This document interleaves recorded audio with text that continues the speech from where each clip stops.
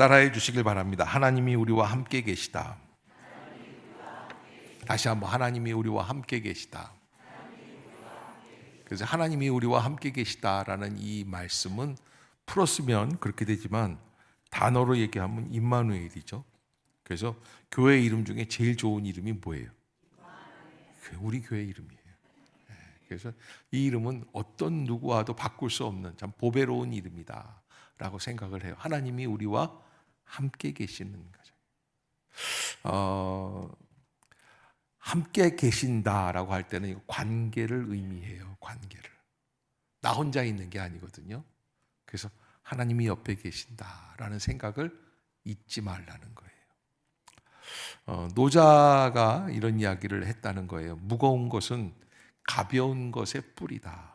차분해야 하 다급한 일을 제대로 다스린다. 그러니까 급할수록 어떻게 하라는 거예요? 천천히 돌아가라.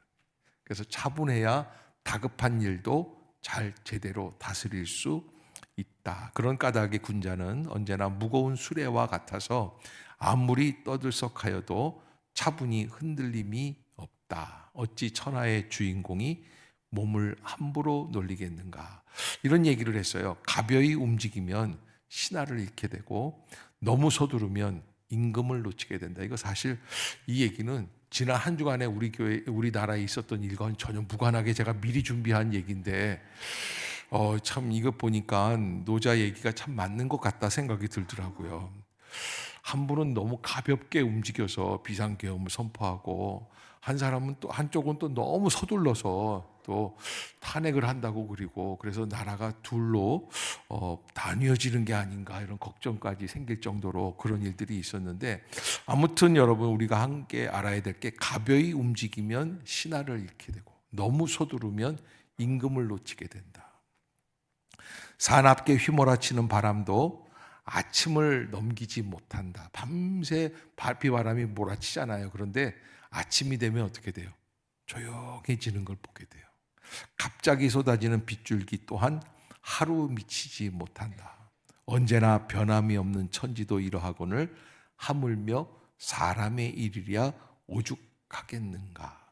그러니까 여러분 무슨 일이 있다고 너무 호들갑 떨지 말고 그래서 얼마나 그냥 바쁘면은 불이 났는데 불이야 그리고 불 건데 야 빨리 119에 전화해 그러니까는 뭐 아빠 119가 어디 114에 전화해서 알아봐봐 뭐 그런다고 그러잖아요. 근데 여러분 우리가 급하면 자꾸 잃어버리게 돼요.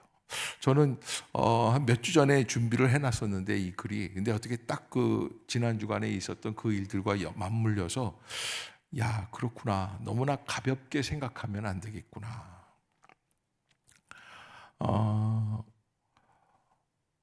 미국의 서부의 어느 농부가 물건을 사기 위해서 마을 읍내 잡화점에 들어왔습니다. 마차를 몰고 존이라고 하는 마차를 앞에다 묶고 들어가서 물건을 사는데 마차 끈이 풀렸어요.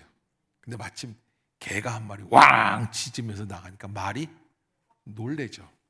그러니까 요동을 치는 거예요. 나와보니까 존이 나와보니까 난리가 났어요. 마차가 막 그냥 막 뛰면서 막 이렇게 말이 놀래니까 이게 그래서 다른 사람들이 뭐라 그러냐면 존 좀 기다려. 왜?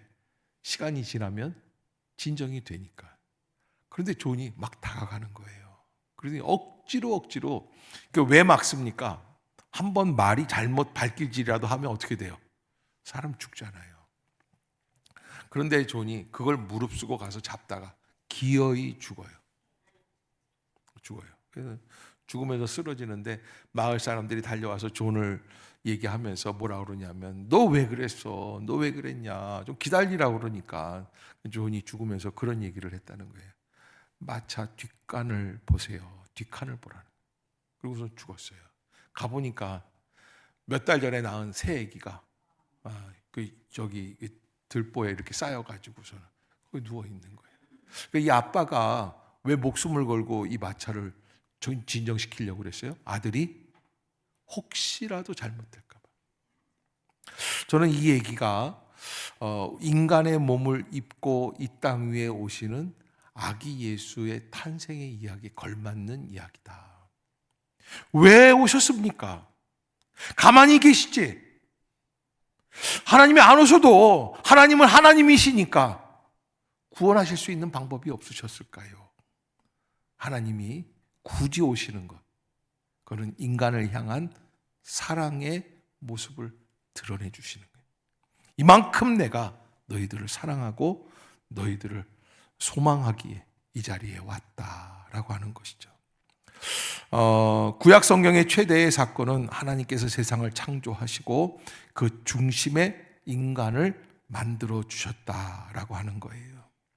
창조의 땅 에덴 동산 한복판에 아담을 세워주시고, 그 에덴 동산의 특징은 아담과 하와만 있지 않고 하나님께서 함께 거하시는 동산이었다. 그래서 하나님이 에덴 동산을 거니셨다는 이야기가 창세기에 나오지 않습니까? 그것이 하나님이 처음으로 우리 인류와 함께 조우하시고 만나셔서 역사하시는 일들을 기록을 해놓으신 거고요. 두 번째, 신약 성경에서 최대의 사건은 이 하나님께서 사람과 깨어진 관계를 다시 회복시키기 위하여 사람이 되셨다. 바로 예수 그리스도께서 이 땅에 오셨다라고 하는 것이죠. 오늘 두 번째 대강절 주일을 맞이하면서 마태복음 1장 18절로 25절에 기록되어 있는 우리와 함께 하시는 하나님 임마누엘 예수님에 대한 말씀을 함께 나누어 보려고 합니다. 예수님께서 이 땅에 오시는 것 사건은 너무너무나 아름다운 사건이고, 마리아에게도 말씀해 주신 것처럼 천사가 뭐라고 그럽니까? 은혜를 입은 자여 평안할지어다. 내게서 나올 자가 있다. 내가 남자를 알지 못하는데 어떻게 아이를 낳을 수 있습니까? 누가복음 1장에서 마리아가 질문을 하죠. 그때 하나님께서 뭐라고 그러시냐면 성령께서 내 위에 임하실 때 그 일이 이루어질 수 있다라는 말씀을 해주세요.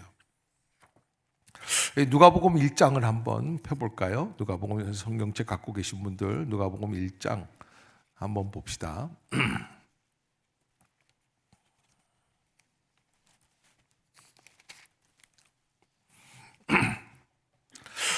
마리아는 도저히 이해가 안 가는 거예요. 자기는 남자랑 관계를 맺은 적이 없는데 어떻게 아이를 낳을 수 있습니까? 그때 35절에 뭐라고 그러냐면 1장 35절 천사가 대답하여 이르되 성령이 내게 임하시고, 같이 성령이 시작, 성령이 내게 임하시고 지극히 높으신 이의 능력이 너를 덮으시리니 이러므로 나실 바 거룩한 이는 하나님의 아들이라 일컬어지리라. 아멘. 성령이 내게 임하시고 지극히 높으신 이의 능력이 너를 덮으시리니 이러므로 나실 바 거룩한 이는 하나님의 아들이라 일컬어지리라. 하나님께서 말씀해 주시는 거예요.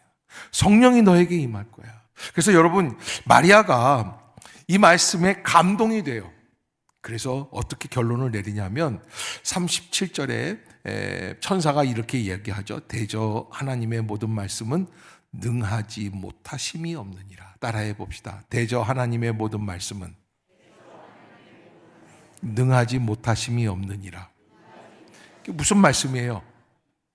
못하실 게 없다는 거예요. 하나님의 말씀은 다 된다는 거예요.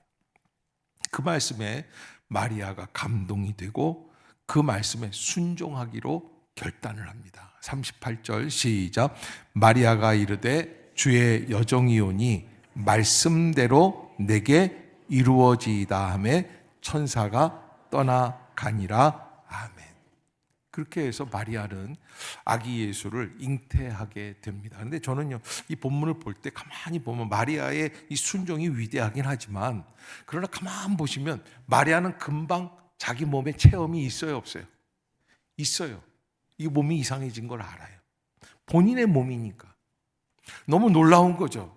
신비로운 가운데 있어요. 자기 체험이 있어요. 그런데 정말 억울한 사람이 있어요. 마태복음 1장의 요셉이에요. 여러분, 죄송한 말씀입니다. 저도 딸이 있지만 이런 얘기를 하는 게 참 그렇지만, 딸이 어느 날 들어와 가지고 아빠 나 임신했어요. 그런데 성령께서 임하게 해주셨어요. 이거 산부인과 의사는 절대 못 믿을 거예요. 있을 수 없는 일이죠.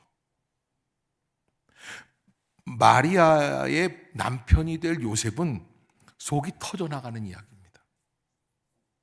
이거 말이 안 되는 이야기죠. 분명히 마리아는 자기 말고 다른 남자와 사랑을 나눈 거예요. 그런데 마리아가 뭐라고 얘기하냐면 천사를 만났다고 하고 성령께서 나로 잉태하게 하셨다라는 이야기예요. 그때 여기 보면은 1장 18절부터 보면은 예수 그리스도의 나심은 이러하니라 그의 어머니 마리아가 요셉과 약혼하고 동거하기 전에 무엇이 나타났다? 이게 동거하기 전이라는 거예요. 성령에 잉태된 것이 나타나기 시작을 했다. 당시의 문화로 보면은 율법에서 법률을 정해놓기를 이렇게 돼 있어요. 당시에 그렇게 간음하고 아이를 사생아 남편 없는 아이를 낳게 되면 남편이 모르는 아이를 부인이 잉태하게 되면 어떻게 되느냐? 돌로 쳐 죽이는 거예요. 돌로 쳐 죽이는 거예요. 죽을 수밖에 없어요. 그런데 여기 19절에 보면 마태복음 1장 19절 그의 남편은 어떤 사람이라? 의로운 사람이라. 어떤 사람이 의로운 사람일까? 드러내지 아니하고 가만히 끊고자. 사실 요셉은 마리아에게 배신을 당했기 때문에 이걸 드러내야지 되죠. 분통이 터지죠. 내가 당하고만 사는 거에 호구죠. 나 왜 이런 일을 당했을까? 마리아가 나를 호구로 알았을까? 나 이렇게 멸시당해도 되는가? 나를 배신해도 되는가? 여러 가지 생각들이 많을 것입니다. 그런데 요셉은 그러한 자기 개인의 관계를 생각하지 않았어요. 아까 제가 노자 이야기를 했지만은 그저 가벼이 움직이면 신하를 잃고 또 너무 서두르면 임금을 놓친다고 하는데 요셉이 얼마나 이 결단을 하기 위해서 고민했을 거예요. 요셉은 가벼이 움직이지 않고 가만히 끊으려고 했다는 거예요. 20절 이 일을 생각할 때 이 일을 생각한다는 게 뭡니까? 이제 절교해야겠구나. 이 집하고는 혼례를 하지 말아야겠구나 라는 생각을 하고 있을 때 주의 사자가 요셉에게 나타납니다. 그리고는 뭐라고 말씀을 하시냐면 이 마리아를 데려오라는 거예요.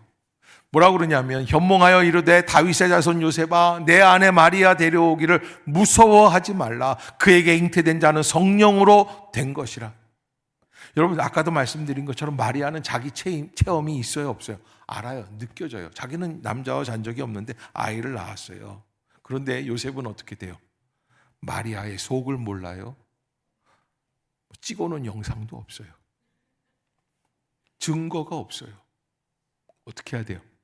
추측만 할 뿐이고 말씀을 하시는데 이 말씀이 사실은 어떤 말씀이냐? 생생하게 성령으로 역사하시는 말씀이 아니라 자다가 깨서 현몽 가운데 꿈속에서 들은 말씀. 옛날에 아이들 보면 그런 아이들이 있지 않습니까? 딱 자다가 일어나지고 내 야구공 어디 갔어? 엄마 나 밥 먹던 빵 어디 갔어? 케이크 어디 갔어? 꿈속에서 뭐 먹은 거예요? 케이크 먹은 거예요. 너무 꿈이 생생하니까.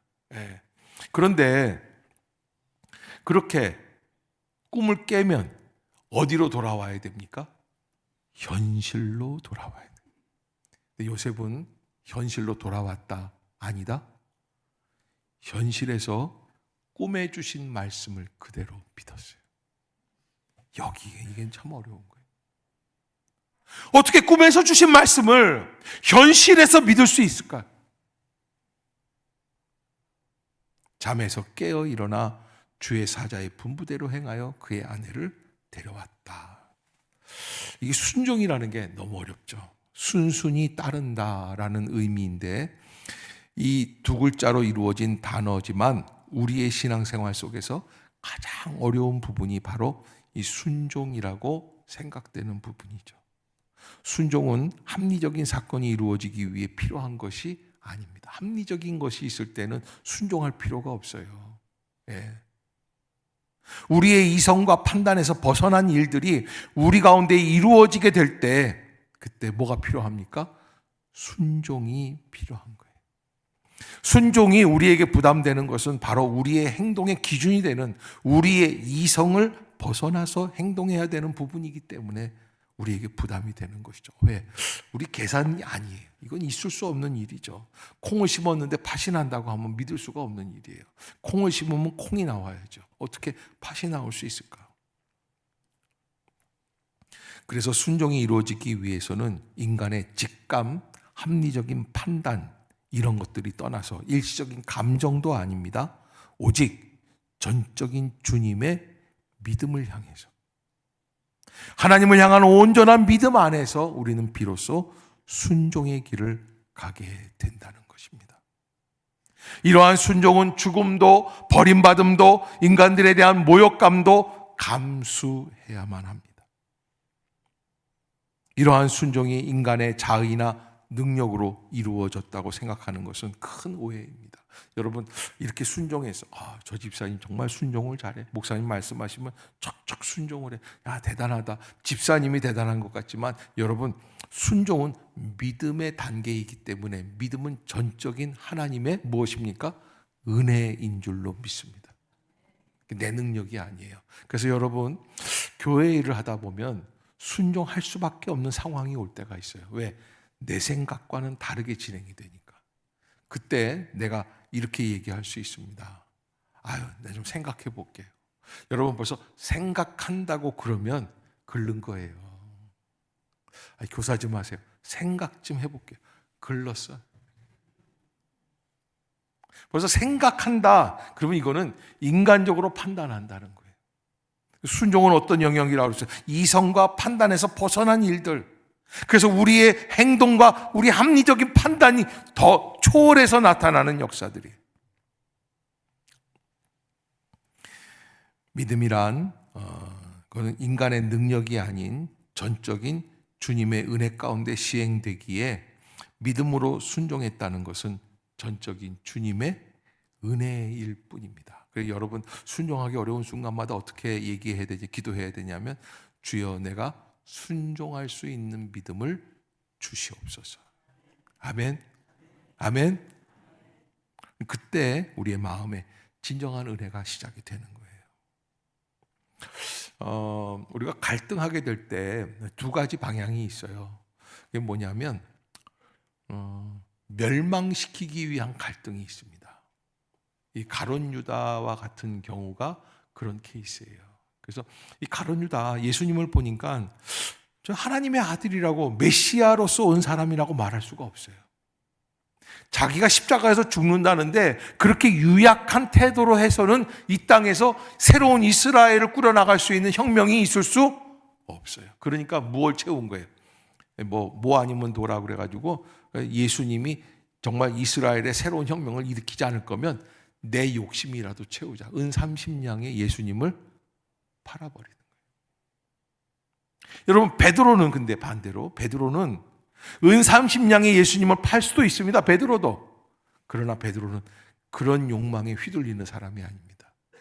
예수님의 정체성에 대해서 잠시 의심은 했지만, 그러나 십자가의 역사를 바라보고 부활하신 주님을 만나면서 그는 다시 한번 살아계신 예수 그리스도의 부활의 산 증인이 되는 것을 보게 됩니다. 달라요. 어느 방향으로 의심하느냐, 어떤 방향으로 갈등하느냐, 하나님의 말씀의 성취가 되는 길로 나아갈 수 있는 믿음의 성도들이 될 수 있기를 주의 이름으로 축복합니다. 마리아는 말씀의 성취가 내게 이루어지이다 고백을 했습니다. 요셉은 하나님의 말씀을 이루기 위하여 이룬 것이다 라는 말씀을 아멘으로 받아들였어요. 그러기에 우리가 하나님 앞에서 믿음 생활을 할 때 순종이라고 하는 것이 필요하다라고 생각할 때마다 하나님께서 주시는 그 은혜를 잘 감당하고, 어느 시골에서 이런 분이 있었다고 그러죠. 20대 초반인데 나가서 좀 멋지게 한번 살아봤으면, 돈도 좀 많이 벌었으면. 시골에 있는 사람들 되게 그 생각하지 않습니까? 그냥 뭐 돈을 벌래야 벌 수 없는 구조가 돼 있어요. 좀 돈을 벌면 소장농한테 갖다 줘야지 되고, 그러니까 벌 수 없는 거니까 내가 좀 돈을 많이 벌었으면 좋겠다. 어떻게 할 수 있을까? 근데 마침 마을에 성공한 부자 노인이 있었대요. 밖에 나가서. 그래서 그 노인한테 가서 질문을 하나 했다는 거예요. 할아버지, 어르신, 저도 어르신처럼 한번 나가서 도전을 해보고 싶습니다. 어떻게 하면 좋을까요? 그러니까는 그분이 뭔가 교훈을 하나 써줬어요. 와서 보니까 뭐라고 썼냐면 30 전에는 모든 일에 두려워하지 말라. 도전을 두려워하지 말라. 도전하는 일에 두려워하지 말라. 그래서 이 청년은 그때부터 그 쪽지를 바라보면서 무슨 일이든지 도전하면서 열심히 돈을 벌어서 크게 성공했다는 거예요. 그런데 한 가지 교훈이 더 있는데 그거는 돌아오면 줌세. 근데 가보니까 할아버지가 벌써 돌아가셨어요. 10몇 년 지난 다음에. 그런데 그 할아버지 딸이 쪽지를 하나 주는 거예요. 자네가 오면 이 쪽지를 주라고 그러셨어. 열어보니까 거기 그렇게 돼 있어요. 30 후에는 후회하지 말아라. 여러분 참 이상한 게 옆에 사람 한번 쳐다보세요. 이렇게 얘기하세요. 나랑 결혼한 거 후회해? 물어보세요 한번. 예? 열이면 열 다 후회한다고 그래요. 후회 안 한다는 건 뻥이에요. 그냥 부인 앞이니까 남편 앞이니까 아니라고 얘기를 하고 탤런트들도 다 방송에서 내가 봤어요. 보면은 뭐 진짜 뭐 누구랑 천하 없는 김태희 같은 사람이랑 결혼해도 다 얼굴빛을 안 한다고 그래요. 후회 안 한다고 그러는데 얼굴빛을 보면 뭐예요? 후회해. 후회해. 그게 인생이에요. 그런데 여러분 그게 제일 어리석은 삶이다. 30 후에는 뭐 하지 말아라? 후회. 30 전에는 뭐예요? 두려워하지 말고 30 후에는 후회하지 말고. 그런데요 어느 목사님이 요거를 이렇게 적용을 했어요. 믿기 전에는 믿음을 막 시작하려고 그래요. 이제 왔어요. 교회 와서 내가 믿음 생활을 과연 할 수 있을까? 근데 믿기 전에 한 가지 우리가 잊지 말아야 될 것, 이 초신자들이 알아야 될, 의심하지 말아라. 따라해 봅시다. 믿기 전에는 의심하지 말아라. 이 교회라고 하는 건 믿음의 공동체예요. 우리가 믿기 위해 온 사람이에요. 근데 믿기 위해 왔는데 여기서 계속 의심하면 어떻게 돼요? 출발이 안 돼요. 마치 스키 타러 가가지고 스키 타러 가려면 어떻게 해야 되냐면 위로 올라가야 돼요. 근데 위로 올라가려면 뭘 타야 돼요? 리프트를 타야 돼요. 무서워 못 타. 어머 다음번에 탈게. 올라갈 수 있어요 없어요? 없어요. 예, 여러분 또 그럼 올라가면 어떻게 돼요? 내려와야 되는데 내가 올라가서 크게 후회했어요 진짜. 나는 그냥 대충 이렇게 멋있게 그냥 천천히 이렇게 내려오는 줄 깎아지르더라고요. 예, 그래서 내가 왜 이렇게 무섭냐 그랬더니 목사님 여기가 제일 어려운 반에 오신 거예요. 초신자가 제일 어려운 데 가가지고 알지도 못하고 그냥 남들 따라가니까 그냥 청년들 데리고 한번 오비 베어스타운 가서 아주 그래서 내가 그냥 어떻게 내려왔어요. 뒹굴배에서 내려왔어요. 우리 집사람이 이렇게 보다가 여보 다시는 타지 마. 애처로워서 못 봐주겠다. 저는 거기서 내려올 때 진짜 목숨을 걸고 내려왔어요. 그런데 여러분 우리가 무슨 일을 할 때 후회하지 않는 거예요. 그래서 믿기 전에는 의심하지 말고 믿은 후에는 어떻게 해야 될까요? 후회하지 말아요. 괜히 믿었어. 괜히 이 교회 왔어. 어떻게 했어? 저렇게 했어. 여러분 우리가 하나님의 부르심에는 후회하심이 없다. 아멘. 여러분 제일 어리석은 사람이 지금 이 여자랑 살면서 이 여자랑 결혼한 거 어떻게 하는 사람? 후회하는 사람. 난 그게 제일 어리석다고 생각해요. 이 여자가 최고의 여자다. 김태희가 와도 안 바꿔준다. 딱 두 사람이 김태희면 바꿔줘야지 하는 것 같은데 여러분 우리가 마음속에 그러한 마음을 가지고 후회하지 않는 인생을 살아가야지 돼요. 그때 은혜가 생겨요.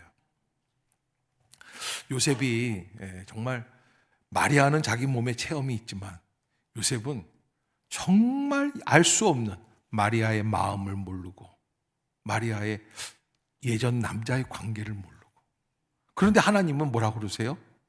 아들을 낳으리니 이름을 예수라 하라. 이는 그가 자기 백성을 그들의 죄에서 구원할 자이심이라. 이 모든 일이 된 것은 주께서 선지자로 하신 말씀을 이루려 하심이라. 이거 도대체 이게 나하고 무슨 상관이 있을까? 그래서 여러분 요셉 이거 마리아 탄생 수태고지 기념교회에 가면은 그 옆에 요셉 기념교회가 있는데 광장에 요셉 동상이 있어요. 그 사람들이 다 와서 요셉 무릎을 쓰다듬어 준다. 그래서 내가 가봤더니 진짜 요셉 무릎이 뺀질뺀질해. 노수로 만들어 놨는데 하도 사람들이 쓰다듬어 줘서 왜? 너 억울한데 어떻게 참았니? 사람들이 다 알아주더라고요. 참 기특하다. 근데 뭐 죽은 요셉이 뭐 그거하고 상관이 있겠습니까마는 아무튼 억울한 것이 순종이다. 억울하지 않으면 순종이 아니에요. 따라해 봅시다. 억울해도 순종해야 합니까? 안 해야 됩니까? 순종해야 돼요. 억울해도 순종하는 길로 가는 거예요. 거기에서 하나님의 역사가 이루어지는 거예요. 요셉의 순종은 어떤 결과를 낳습니까? 마리아를 살렸습니다. 또 마리아의 뱃속에 있는 예수를 살렸습니다. 더 나아가서 그 예수 그리스도를 통하여 구원받게 될 온 인류를 살리게 돼요. 말씀을 기반으로 하는 순종은 바로 이러한 역사를 우리에게 전해주게 됩니다. 내가 한 사람 순종함으로 내가 억울해도 그 길을 가겠다고, 상황은 다 아니라고 하지만 하나님의 말씀을 바라보고 순종을 했더니 마리아를 살리고 예수를 살리고 그 예수가 온 인류를 구원하고 인류를 살릴 수 있는 길까지 가게 돼요. 여러분, 임마누엘이라고 하는 거 하나님이 우리와 함께 계신다. 너무 좋은 말씀이지만 하나님이 계시면 그 하나님이 역사하시는다면 역사하시는 그 하나님의 나라, 하나님의 주권 앞에 우리가 뭐 해야 될까요? 순종하는 게 필요해요. 그래서 하나님의 주권이 계시는 곳에 내가 순종하고 말씀대로 살아가는 거예요. 여러분, 성숙되지 못하면 순종하는 것을 싫어하게 됩니다. 거부하게 됩니다. 그리고 어떤 걸 좋아하느냐면 따박따박 말대답하는 거 좋아합니다. 뭐라고 얘기하면 그건 아닌 것 같은데? 이렇게 요즘 학교에서요 인권이라는 걸 초등학교 때 가르쳐 주는데 우리 막내딸이요 그 인권 교육을 받고 와가지고서는 엄마 내 방을 왜 함부로 여세요? 저도 인권이 있어요. 아니 미치겠더라고요. 그놈의 인권은 어떻게 문 여는 것도 인권이고 모든 사사건건에 밥을 차렸는데 안 먹어. 왜 안 먹냐? 저도 인권이 있어요. 입맛인지 인권인지. 여러분 그런데요 그렇게 생각하기 시작하면 순종이 이루어질 수 없어요. 요셉은 완벽하게 죽음에 순종을 해요. 그리고 주의 말씀을 받아들입니다. 그때 임마누엘의 역사, 그 은혜가 시작이 되는 것이죠. 사랑하는 성도 여러분, 여러분들의 가정에 혹시 분란이 있습니까? 어려움이 있습니까? 답답한 일이 있습니까? 사업이 좀 어렵습니까? 여러분, 식당도요, 주인이 거듭난 사람하고 거듭나지 않은 사람하고 금방 차이가 납니다. 아니, 목사님 무슨 뭐 아무리 그래도 목사님이라도 식당의 주인이 거듭났는지 안 거듭났는지, 아니, 식당 주인으로 거듭나야 돼요. 그래서 물 떠달라, 반찬 떠다 달라 그럴 때 아우 궁시렁궁시렁 하면서 그냥 아우 자기가 떠다 먹지 그러고서 그리고 반찬도요 벌써 거듭난 사람들이 갖다 주는 반찬하고 달라요. 이렇게 보면요 벌써 사실 주인은 급하잖아요. 자기가 돈을 벌어야 되니까 식당에 가면요 주인이 가면 자기 딱 앞에다 이렇게 갖다 준다고 이렇게 다 이렇게 줘. 근데 점원이 갖고 오면 교만한 점원들은 나보고 어떻게 하라는 거예요? 받아서 놓으라는 거예요. 내가 그 생각이 항상 들어요. 내 돈까지 내면서 내가 이렇게까지 해야지 돼. 여러분, 우리가요, 이 거듭난다라고 하는 것, 이거는 은혜의 눈을 뜨게 하는 거예요. 장사가 잘 안 되면 거듭나세요. 아멘이 왜 아무도 없어요? 아멘. 직장에서 나가라고 그러면 거듭나세요. 순종하세요. 나의 의를 이루지 마세요. 하나님의 나라 앞에, 하나님의 말씀 앞에 순종하세요. 그리고 새로운 길을 가세요.